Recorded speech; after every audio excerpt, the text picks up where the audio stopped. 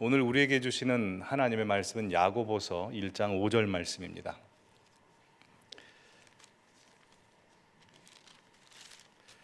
야고보서 1장 5절 말씀을 우리 한 목소리로 다 함께 봉독하도록 하겠습니다.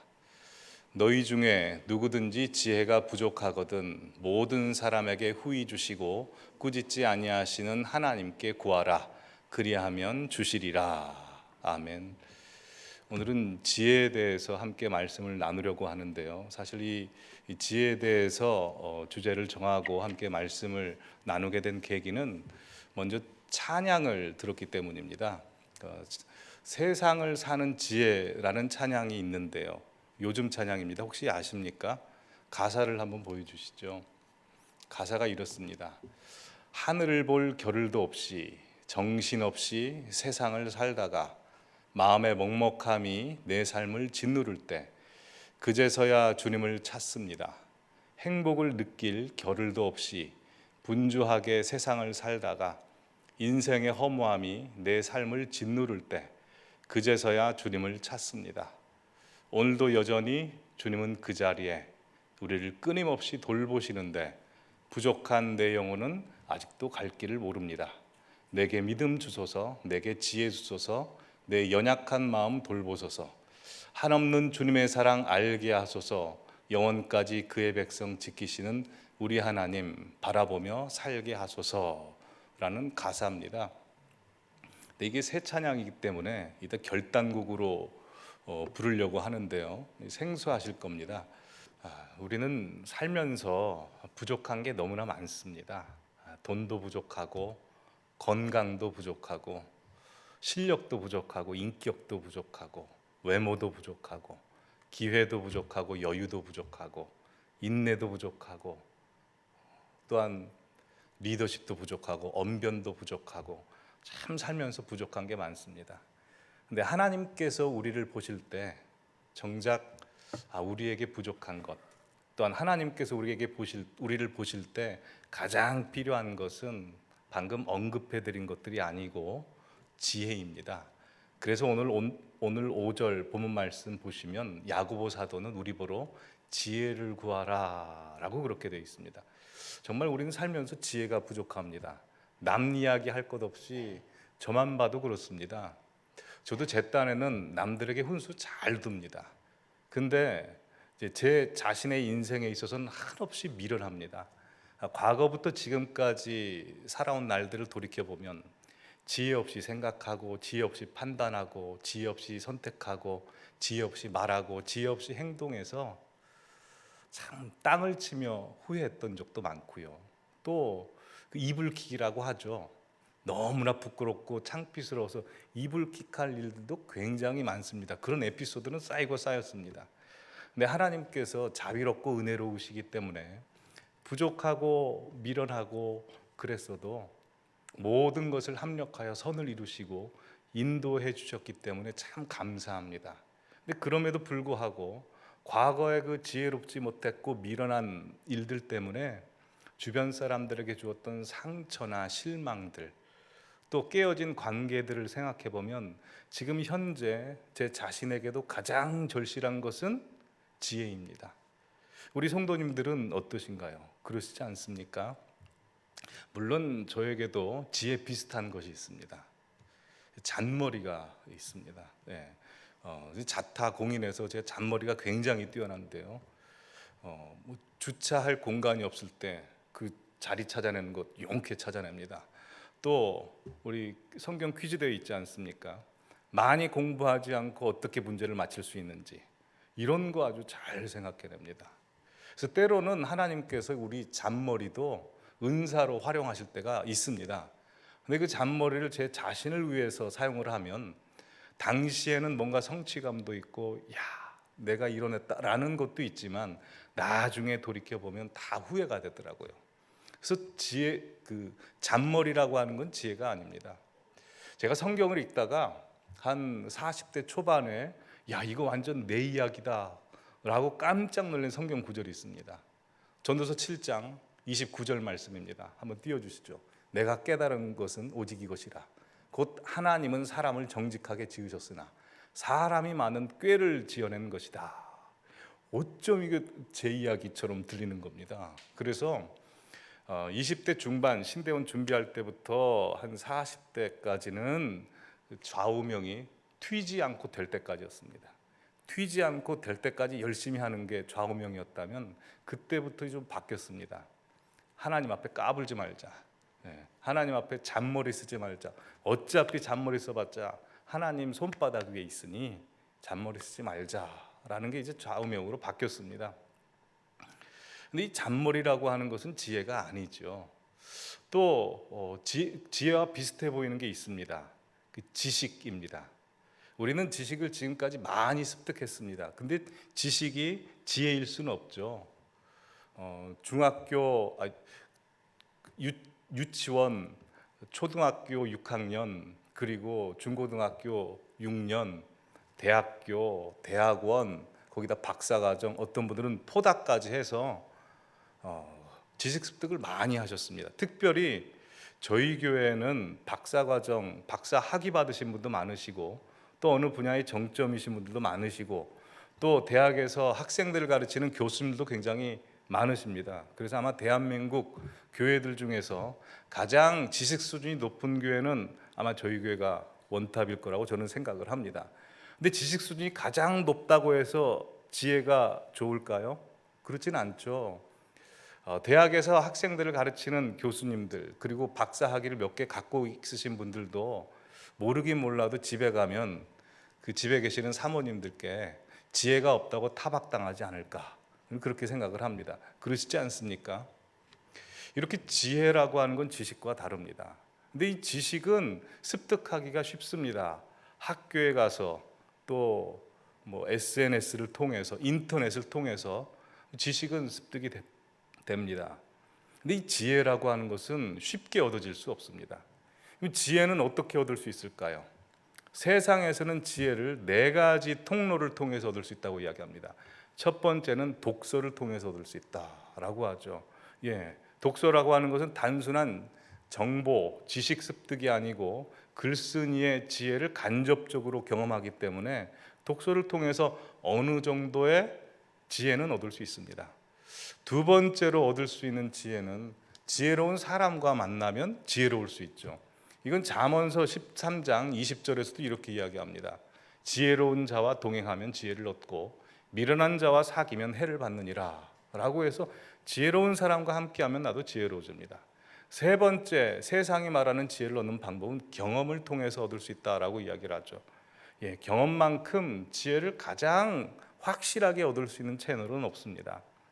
어떤 아프리카 선교사님이 아프리카 원주민을 섬기는데 자신이 섬기는 원주민들과 함께 강을 건너는데 그 원주민들이 이만한 돌덩어리를 가지고 강을 건너더랍니다. 왜 돌덩어리를 가지고 강을 건널까? 한번 사진 보여주시죠. 봤더니 강 중간쯤에 가서 알았습니다. 급류가 흐르고 있기 때문에 무거운 돌을 갖고 건넜다라는 것이죠. 만약 돌을 가지고 건너지 않았더라면 급류에 떠내려갈 수 있겠지만 돌의 무게로 인해서 그 급류를 건너갈 수 있다라고 이야기하는 것이죠. 이건 다 경험을 통해서 얻은 지혜입니다. 네 번째는 나이와 연륜을 무시할 수 없죠. 나이를 통해서 지혜를 얻을 수 있습니다. 한 살이라도 많으신 분은 더 지혜롭습니다. 그래서 욥기 12장 12절에도 이렇게 말씀합니다. 늙은 자에게 지혜가 있고 장수하는 자에게는 명철이 있느니라 라고 합니다. 이렇게 세상에서는 4가지 통로, 독서를 통해서, 지혜로운 사람과의 만남을 통해서, 또 경륜을 통해서, 그리고 경험을 통해서 지혜를 얻을 수 있다라고 이야기합니다. 근데 오늘 본문 야고보 사도는 이 4가지를 통해서 지혜를 얻으라고 이야기하지 않고 하나님을 통해서, 하나님께 기도함으로 지혜를 얻으라라고 이야기합니다. 여러분, 이건 놀라운 이야기입니다. 그 누구도 이야기하지 않는 이야기입니다. 그러면 왜 하나님을 통해서 지혜를 얻으라고 할까요?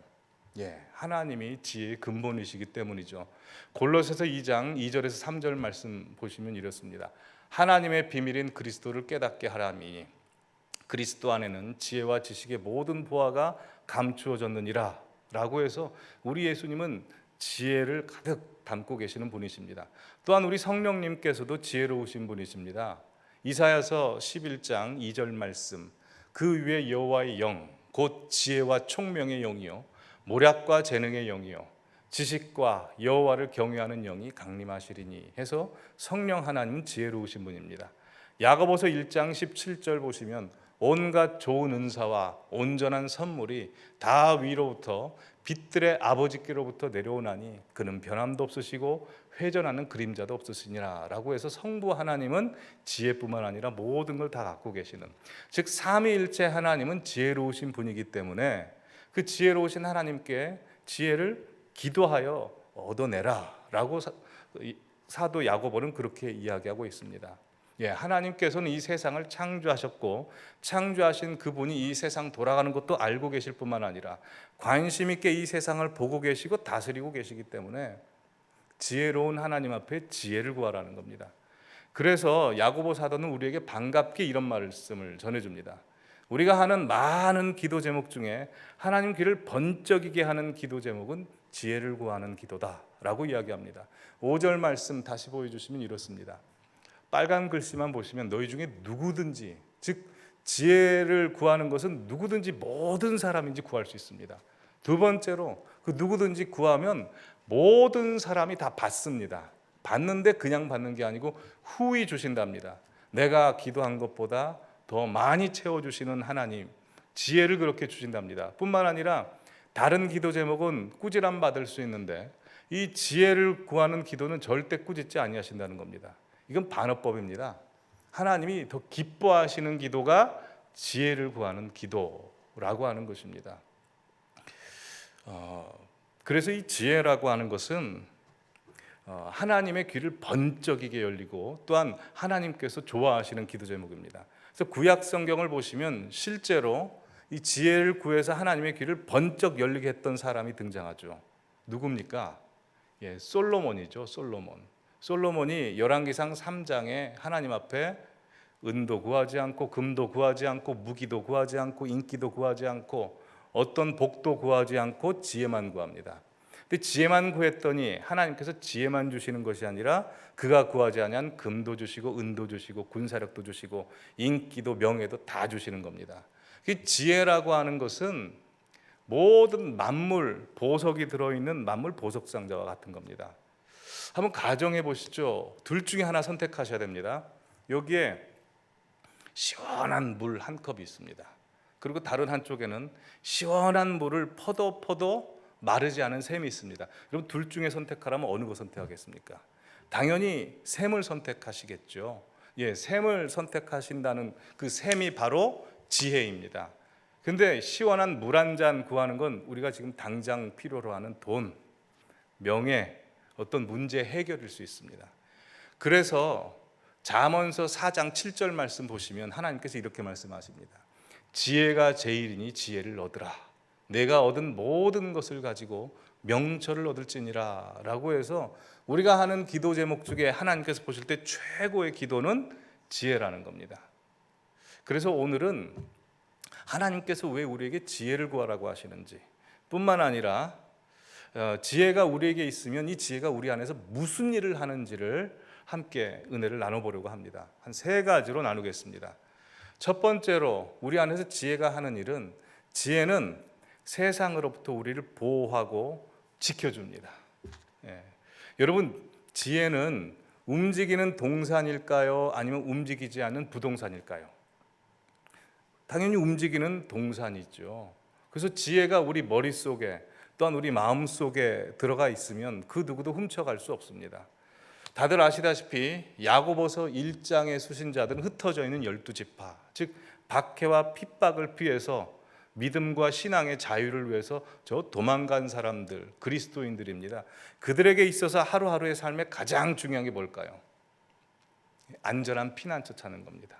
오늘 하루 내가 어디서 피할지, 은닉할지 그 찾는 겁니다. 근데 그들이 간신히 한번 찾았다고 생각을 해보시죠. 그럼 그곳에서 편히 눈을 붙일 수 있을까요? 그럴 수도 없습니다. 언제 로마 군사가 닥칠지 모르는 겁니다. 그러다 갑자기 로마 군사가 가까이 왔다는 소식을 들으면 때로는 가지고 왔던 돈, 가방, 옷, 양식 다 놓고 와야 되는 겁니다. 이제 그런 현실 가운데 있는 이 야고보서의 수신자들에게 야고보 사도가 이렇게 이야기합니다. 여러분, 우리는 돈 없어도 삽니다. 명예 없어도 살고, 옷 없어도 살고, 무기 없어도 살고, 가방 없어도 살고, 집 없어도 삽니다. 그런데 우리 지혜 없으면 죽습니다. 왜냐하면 지혜라고 하는 것은 그 모든 것을 담고 있기 때문에 지혜는 꼭 필요합니다. 근데 이 지혜는 오직 하나님으로부터만 얻을 수 있습니다. 그 지혜를 구하십시오 라고 말씀하고 있는 겁니다. 그래서 잠언서 4장 6절 말씀 보시면 이렇게 되어 있습니다. 지혜를 버리지 말라. 그가 너를 보호하리라. 그를 사랑하라. 그가 너를 지키리라 라고 해서 지혜가 우리를 지켜준다는 겁니다. 여러분, 스티븐 스필버그 감독이 오래전에 만든 쉰들러 리스트라는 영화 잘 아시죠? 유대인 홀로코스트 영화입니다. 보면 이제 감동적인 장면이 굉장히 많이 나옵니다. 근데 한 장면만 말씀드리자면, 그 유대인들이 그 수용소에서 낮에는 뭐 집단 농장 같은 데 가서 이제 강제 노역을 하지 않습니까? 근데 그 집단 농장에서 독일 장교가 키우고 있는 닭 한 마리가 없어진 겁니다. 그래서 수용소에 있는 유대인 남자들을 다 연병장으로 집합시켜 놓고 독일군 장교가 이제 엄한 목소리로 누가 닭을 훔쳐갔는지, 훔쳐간 사람 당장 나오라고 이야기를 합니다. 근데 한 사람도 안 나오는 겁니다. 그러자 이번엔 총을 탁 겨누면서 만약 닭을 훔쳐간 사람이 안 나오면 지금부터 앞에 있는 한 사람씩 차례대로 총을 쏴 죽이겠다고 이야기를 합니다. 근데 그래도 안 나오는 겁니다. 그러자 정말 총을 겨눠서 한 사람을 총을 쏴서 죽입니다. 그 사람이 덜썩하고 이제 쓰러집니다. 그러자 저 뒤에 있던 어린아이가 펑펑 울기 시작합니다. 독일군 장교가 가서 네가 닭을 훔쳐갔니? 라고 하자 그 아이가 아니요. 그럼 너 왜 울어? 혹시 훔쳐간 사람 누군지 알아? 라고 하자 그 아이가 가만히 있더니 손을 이렇게 들더니 이미 총 맞아 죽은 사람을 딱 가리키는 겁니다. 이 사람이 훔쳐갔어요. 이 사람이 훔쳐갔을까요? 아니죠. 독일군 장교가 뭐라고 하겠습니까? 이 지혜로운 아이 때문에 수용소에 있는 유대인들이 다 사는 겁니다. 여러분, 이렇게 지혜라고 하는 것은 내가 갖고 있으면 나만 사는 게 아니라 다른 사람도 살립니다. 지혜자인 솔로몬이 지혜로운 사람이 한 성을 구한 것을 실제로 보고 이렇게 말씀합니다. 전도서 9장 13절에서 15절 말씀 우리 다 함께 읽어보실까요? 시작.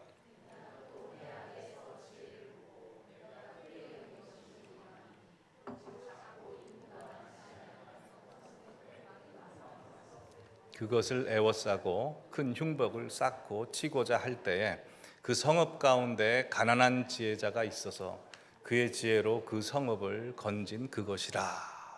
그렇습니다. 솔로몬이 직접 본 겁니다. 아무리 군사력이 강한 군대가 왔어도 그 작은 성에 지혜로운 한 사람이 있으면 그 성도 지키는 것입니다. 여러분, 우리도 마찬가지입니다. 우리 인생에 문제 없는 사람 아무도 없죠. 우리 자녀에게도 문제 있고, 우리 가정에도 문제 있고, 일터에도 문제 있고, 어디나 문제 있습니다. 사실 문제가 생긴 게 문제가 아니고요, 내게 지혜가 없는 게 문제인 겁니다. 지혜만 있으면, 지혜 있는 사람 한 사람만 있으면 그 사람이 지킬 수 있다는 겁니다. 우리 가정에, 우리 일터에 어디에 문제가 생기면 하나님 정신 바짝 차리고 하나님 내가 지혜를 주십시오. 미련하지만 하나님 지혜 주십시오 라고 간구하시면 하나님께서 그 지혜로운 한 사람, 지혜를 구하는 한 사람을 통해서 가정을 지키고 교회를 지키고 우리 나라와 일터를 지키실 줄 믿습니다.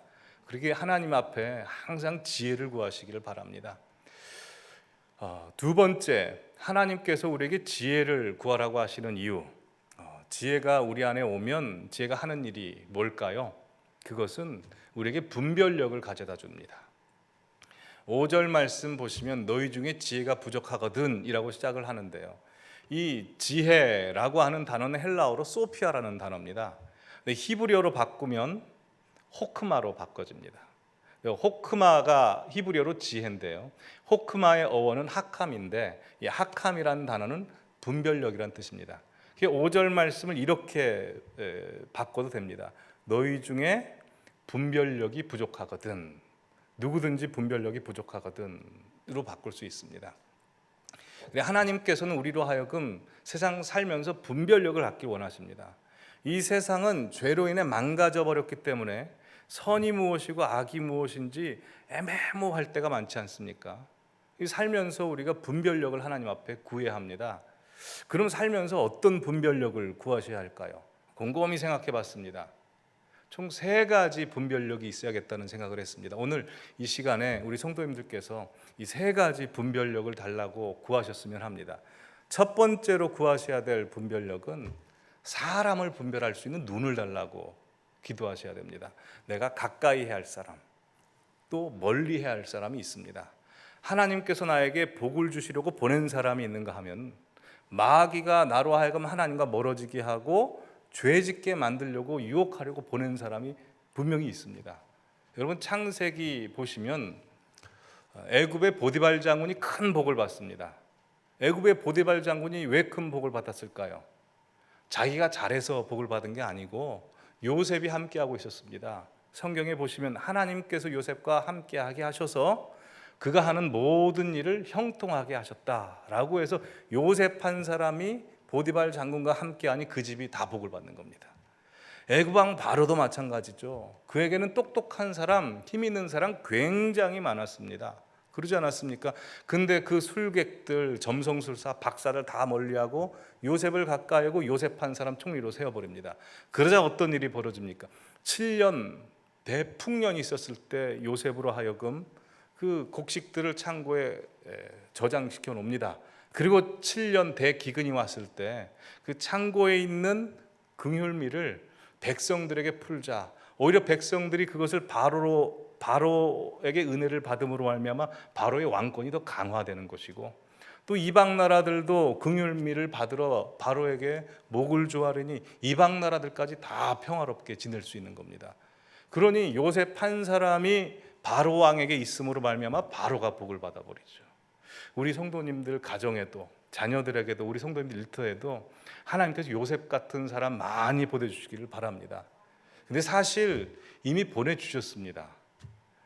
우리 성도님들이 현실 가운데 많이 보내주셨는데요, 하나님이 보내주셨는데 우리가 그걸 볼 눈이 없으면 말짱 도루묵인 겁니다. 하나님께서 요셉 같은 사람들을 보내주셨는데 보지 못해서 그냥 흘려보낼 수도 있고, 아니면 그 사람하고 갈등하고 싸워버리면 복이 나에게 임하지 않죠. 그렇지 않습니까? 한번 생각해 보시죠. 우리 성도님들에게 있어서 하나님께서 보내주신 요셉 같은 사람이 누굴까요? 저는 셀 모임, 셀 신방을 다녀보니까 알겠더라고요. 셀 신방을 다녀보면요, 오늘도 다녀왔지만 매번 느낍니다. 어떻게 하나님께서 이분들을 이렇게 조합시켜 놓으셨을까? 딱 맞는 분들끼리 서로 도움이 되라고 이렇게 조합을 시켜 놓으신 거 보면 참 은혜가 됩니다. 우리 성도님도 그러시지 않습니까? 옆에 있는 분들이 이미 하나님께서 보내신 요셉입니다. 저에게도 우리 목사님들, 전도사님들이 저에게 요셉과 같은 존재들입니다. 참 감사합니다. 저만 그분들에게 이제 요셉 같은 존재가 되면 됩니다. 네. 그러기에 하나님께서 나에게 보내주신 모든 분들은 요셉 같은 분들이라는 걸 알고, 우리 교회에 보내주신 분들이 그런 분들이라는 걸 알고 감사하고 잘 지내시기를 바랍니다. 뿐만 아니라 우리가 봐야 될 눈이 있습니다. 그것은 분명 마귀가 하나님으로부터 우리를 멀게 하려고 유혹하려고 보낸 사람도 분명히 있다는 겁니다. 어디에 있을지 모릅니다. 직장에도 있을 수도 있고요, 이웃들에게도 있을 수도 있습니다. 여러분, 하나님이 함께 하셔서 항상 형통케 되었던 요셉에게도 마귀가 사람을 보냅니다. 누굴 보냅니까? 보디발 장군 아내가 가지 않습니까? 근데 요셉은 그걸 볼 줄 아는 눈이 있었습니다. 그래서 보디발 장군 아내로부터 자꾸 거리를 두려고 하는데 마귀도 집요하지 않습니까? 보디발 장군 아내가 가서 요셉의 겉옷을 탁 잡습니다. 잡고 우리 가까이 지내자 하니까 요셉이 뭐라고 합니까? 그는 분별력을 잃지 않고 내가 어찌 하나님 앞에서 득죄하리까 하고 겉옷을 버리고 나갑니다. 여러분, 겉옷이라고 하는 것은 당시 그 사람들에게 있어서 자기의 생명을 보호하는 거라고 했죠. 그 기온 차이가 있는 곳에서 그 겉옷은 생명과도 같은 것이고 재산 분목 1호입니다. 재산 품목 이루라 할지라도 하나님과 나를 멀리 떨어지게 하는 유혹이 되는 거 있으면 그걸 다 포기하고 죽음이라도 불사하고 요셉은 그렇게 가는 겁니다. 우리에게 그 분별력이 있기를 바랍니다. 사람을 분별하는 능력 뿐만 아니라 우리 성도님들께서 가는 곳마다 요셉 같은 분들이 되기를 바랍니다. 자, 두 번째로 하나님 앞에 구하셔야 될 분별력, 말을 분별해야 됩니다. 우리가 살면서 여러 말을 듣지만 여러 말 중에 흘려보내야 되는 말이 있고요, 간직해야 될 말이 있습니다. 전도서 7장 21절 말씀 우리 다 함께 읽어볼까요? 또한 사람들이 하는 모든 말에 내 마음을 두지 말라. 그리하면 내 종이 너를 저주하는 것을 듣지 아니하리라 라고 되어 있습니다. 이게 무슨 말입니까? 종들은 주인 앞에서 항상 좋은 이야기, 칭찬 많이 합니다. 근데 뒤에서 칭찬할 거라는 걸 기대하지 말라는 겁니다. 왜요? 종들도 스트레스 받죠. 스트레스 풀어야 되지 않습니까? 뒷말하는 거 들어서 그거 마음속에 담고 꽁 하지 말라는 겁니다. 즉 지혜라고 하는 것, 미련하다고 하는 것은 내가 간직해야 될 말은 흘려보내버리고 내가 흘려보내야 될 말은 내 속에 계속 간직해두는 게 미련한 것이고, 지혜라고 하는 것은 내가 속에 항상 품고 살아야 되는 것을 내 뼛속 깊이 새기고 사는 사람이고, 또한 흘려보내야 되는 건 뒤도 돌아보지 않고 하는 사람들입니다. 여러분 혹시 70대, 80대가 되셨음에도 불구하고 옛날 초등학교 때 초등학교 선생님이 상처 준 말 그때까지 기억하고 계시는 분들 주변에 보신 적 있으십니까? 계십니까? 우리 기억해야 됩니다. 그 초등학교 때 아픈 말 하셨던 분들 이미 돌아가셨습니다. 이미 돌아가셨는데 왜 돌아가신 분의 그 말은 내 안에서 살아 있어야 됩니까? 나를 힘들게 하고 나를 괴롭게 하는 가해자는 다리 쭉 펴고 사는데 왜 그 피해를 당한 나는 다리 피지도 못하고 항상 긴장하고 분노하고 상처받으면 그렇게 살아야 됩니까? 나만 손해죠. 흘려보내야 될 말은 과감히 흘려보내시기 바랍니다. 혹시 우리 성도님들을 위축되게 만들고 대인기피증이 오게 만들고 공황장애가 되게 하고 분노가 치밀어 오르게 하는 과거에 들었던 말이 있다면 예수 그리스도의 이름과 보혈의 피로 말미암아 다 흘려보내시기 바랍니다. 예수 그리스도의 보혈의 피와 부활의 능력과 예수 그리스도의 이름은 그 어떤 악한 말, 저주하는 말도 우리에게 털끝 하나도 건드리지 못할 것입니다. 뿐만 아니라 우리가 깊이 생각해 봐야 될 것이 있습니다. 나는 남한테 상처를 안 줬는가? 상처 줄 때 많았죠. 그래서 전도서 7장 22절에 다음 구절이 이렇게 기록되어 있습니다. 같이 읽어볼까요? 너도 가끔 사람을 저주하였다는 것을 내 마음도 알고 있느니라. 그러기에 하나님께서, 성령께서 혹시 내가 무심코 던진 말에 상처받은 사람이 생각나게 하거든 항상 하나님 앞에 나와서 회개하시기 바랍니다. 그것도 지혜이고 그것도 복입니다. 세 번째, 우리가 하나님 앞에 간구해야 될 분별력은 선한 일과 악한 일을 분별해야 됩니다. 아까도 말씀드렸지만 이 세상은 죄로 인해서 망가져 있어서 무엇이 진리이고 무엇이 가짜인지를 분별하기가 굉장히 어려워졌습니다. 그러기에 우리가 분별해야 되는 건 선한 능력, 즉 선과 악을 분별하는 능력입니다. 여러분, 선과 악을 분별하는 능력하면 가장 먼저 생각나는 게 무엇입니까?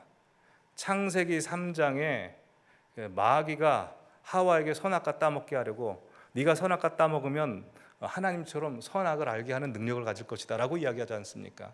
근데 거기서 선악을 알게 하는 능력은 하나님 바깥에 있죠. 그러니까 선이란 개념을 하나님과 동떨어지게 생각하는 겁니다.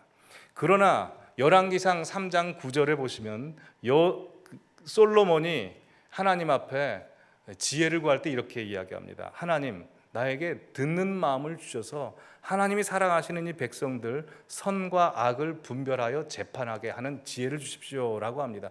거기서 선과 악을 분별하는 것은 하나님 안에 있는 선이죠.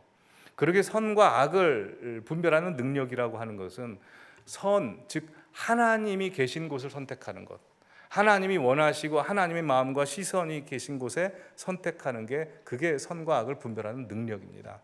여러분, 우리가 계속 악을 생각하면요, 악도 발전하죠. 신종, 보이스피싱, 그 사기 수법이 얼마나 발달됩니까? 요새 문자로 이렇게 온답니다. 택배 오류 해가지고 택배 미발송 그 클릭하면 이제 보이스피싱 다 들어가는 겁니다. 개인정보 다 나가고. 사람들이 생각하는 그 악한 수법은 계속 발전합니다. 그러기에 우리는 선한 생각을 하면서 선한 생각을 계속 발전시켜야 됩니다. 전도는 어떻게 하지?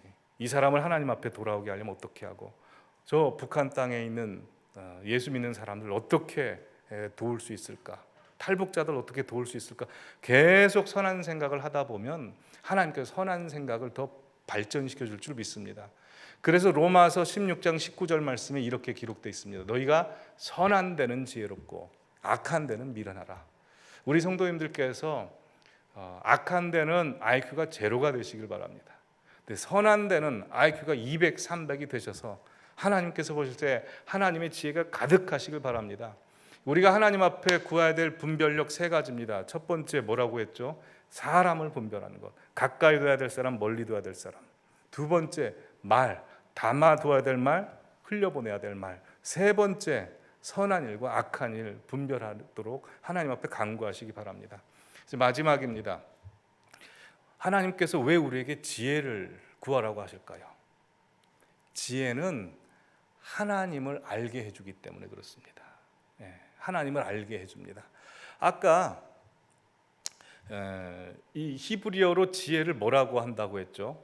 호크마라고 한다고 했죠. 이 호크마의 어원이 학함이기도 하지만 또 다른 게 있습니다. 비나라는 게 있습니다. 비나는 이해력이란 뜻인데요. 이 비나는 또 뭐와 연결이 되어 있냐면 야다라는 히브리어, 알다라는 뜻과 연결이 되어 있습니다. 이게 지식인데요. 호세아서 4장 6절 말씀 같이 읽어볼까요? 시작. 내 백성이 지식이 없으므로 망하는도다. 내가 지식을 버렸으니 나도 너를 버려라고 되어 있어서 여기서 지식이라고 하는 게 야다, 하나님을 아는 것입니다. 근데 하나님을 알지 못함으로 말미암아 어떻게 된답니까? 망합니다. 근데 야다, 하나님을 알다라고 하는 건 다들 아시다시피 하나님을 뭐 문자적으로 지식 정보 수준으로 아는 게 아니고 하나님을 직접 만나는 겁니다. 즉 우리가 망하는 것은 하나님을 만나지 못했기 때문에, 하나님을 경험하지 못했기 때문에 만난다는 겁니다. 그럼 반대로 우리가 하나님을 경험하면 우린 망하지 않는다는 것이죠. 한번 생각해 보시죠. 우리에게 어려운 일이 닥쳤습니다. 힘든 일, 분노할 일, 그리고 심각한 일, 이해할 수 없는 일이 닥칩니다. 하나님을 경험하지 못하면 어떤 반응이 나오냐면, 하나님 나한테 어떻게 이럴 수 있어? 하나님 안 살아계신 것 아니야? 하나님 자비하시다고 하는데 이거 거짓말이구나. 경험을 못했기 때문에 그렇게 반응할 수밖에 없습니다. 그러나 이 야고보서의 수신자들 한번 생각해 보시죠. 그들은 여러 가지 시험을 만났습니다. 그 여러 가지 시험이 하나님 안에서 믿음의 시련을 만들어냅니다. 믿음의 시련이 그로 하여금 인내하게 합니다. 인내를 하면서 그들이 경험하는 건 하나님을 경험하게 됩니다. 그렇게 하나님을 경험하게 되면 나한테 이해할 수도 없고 힘들고 정말 지치고 해결할 수 없는 문제들 가운데서 하나님 나 절대 포기하지 않아. 내가 이해할 수 없어도 하나님 나 사랑하셔. 무슨 일이 있어도 우리 가정 놓지 않으셔.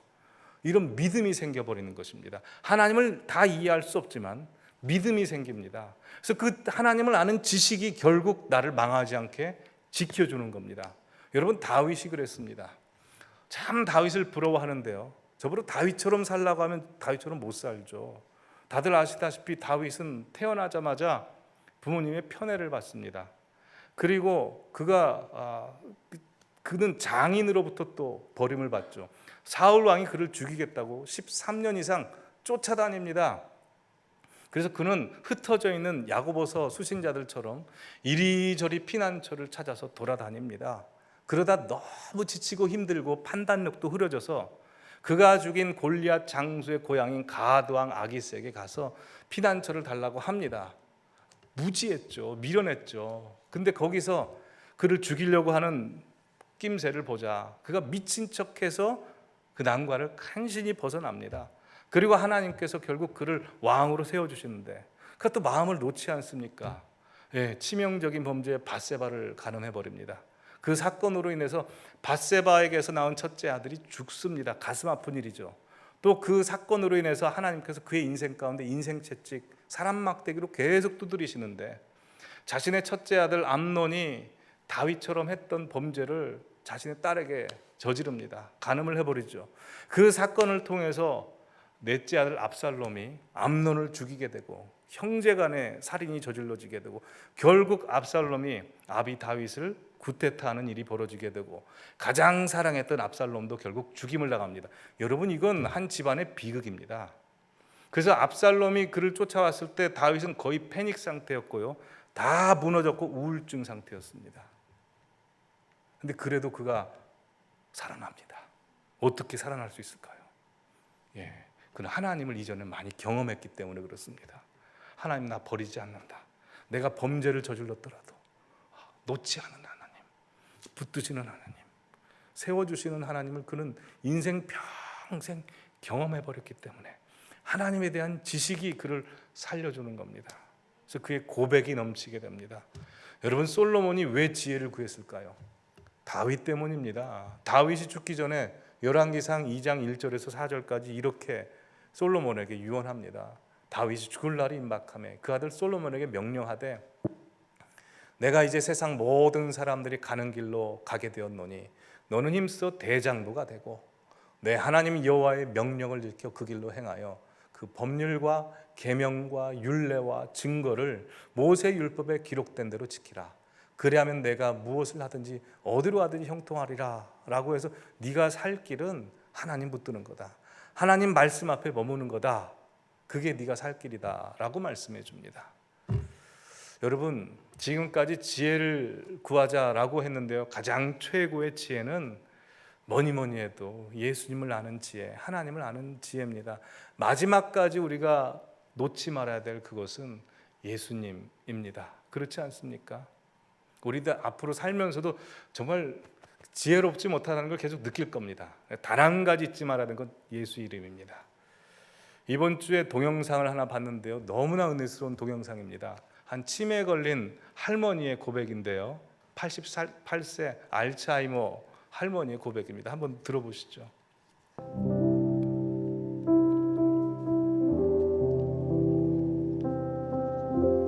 Hey, can you tell me what your address is? What my address is? Mm-hmm. I don't know. Okay. What color shirt did you have on yesterday? I don't know.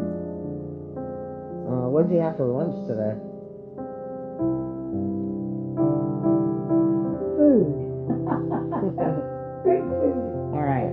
So who is Linda? Do you know Linda?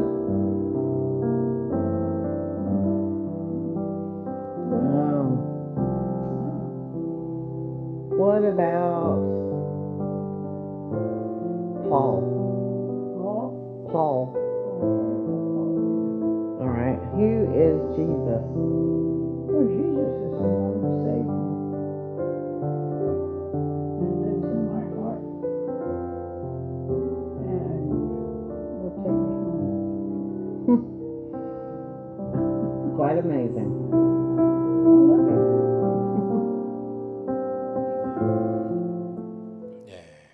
집 주소도 모릅니다.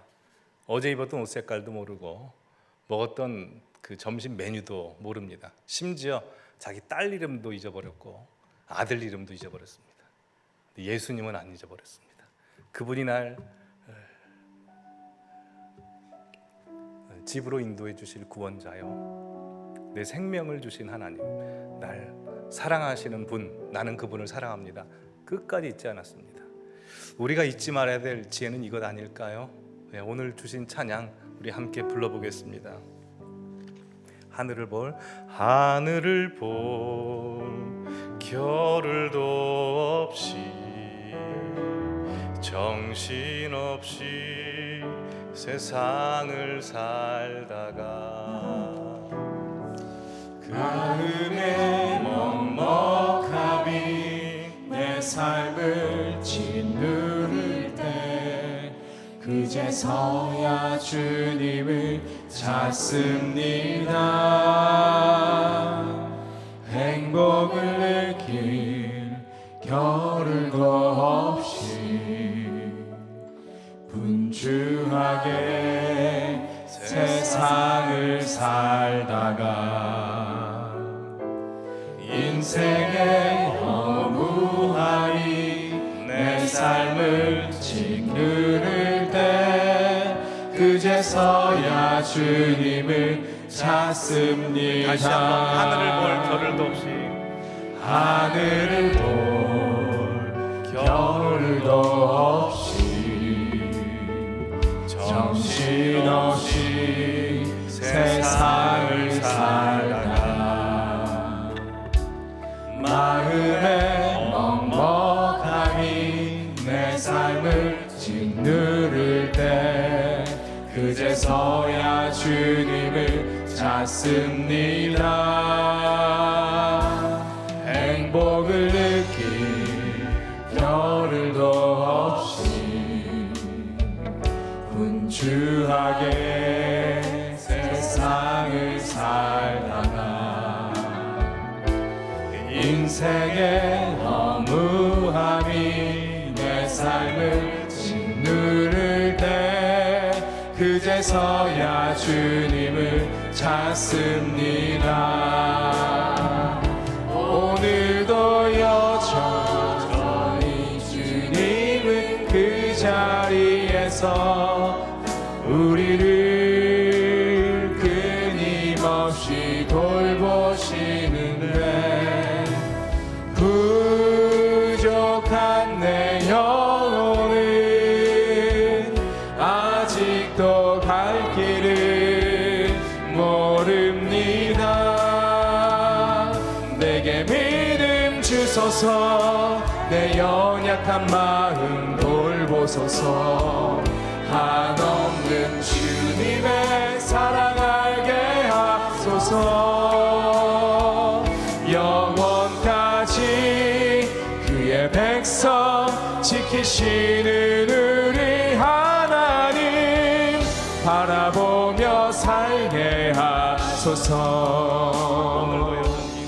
오늘도 여전히 주님은 그 자리에서 우리를 끊임없이 돌보시는데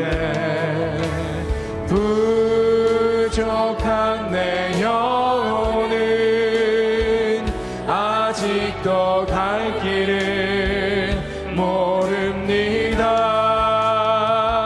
내게 믿음 주소서 내 연약한 마음 돌보소서 한없는 주님의 사랑 알게 하소서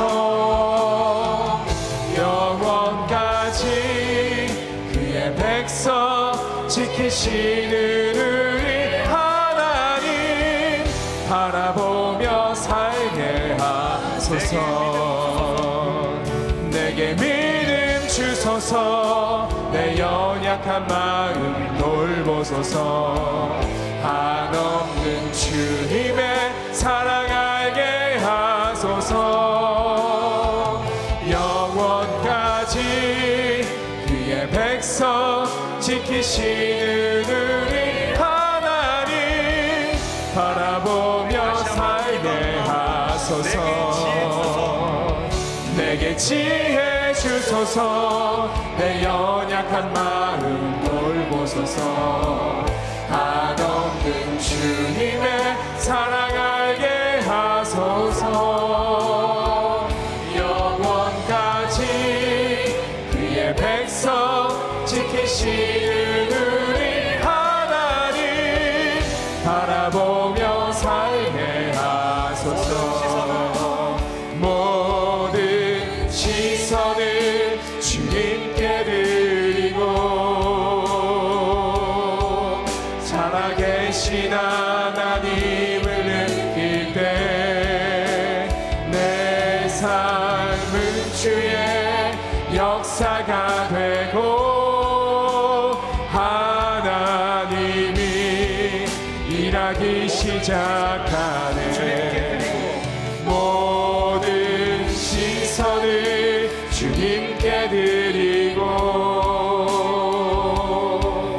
살아계신 하나님을 느낄 때 내 삶